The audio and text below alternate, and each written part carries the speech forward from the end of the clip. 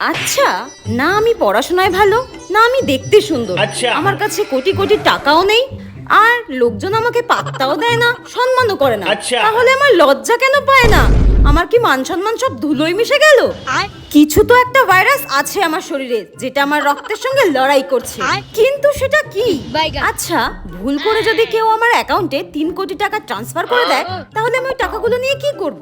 1 কোটি টাকা দিয়ে তো আমি একটা বাড়ি কিনবো, আর 1 কোটি টাকা দিয়ে আমি একটা গাড়ি কিনবো, আর বেঁচে যাওয়া 1 কোটি টাকাটা আমি ডোনেট করে দেবো। হ্যাঁ, কিন্তু তাহলে তো আমার খরচা করার জন্য 1 টাকাও থাকবে না। একটা কাজ করব, 1 লাখ টাকা ডোনেট করব, তাহলে বাকি 99 লাখ টাকা আমি আমার খরচা করতে পারবো, একদম নিজের ইচ্ছা মতো জীবনযাপন করতে পারবো। উফ, আমার তো ভাবলেই আনন্দ হচ্ছে।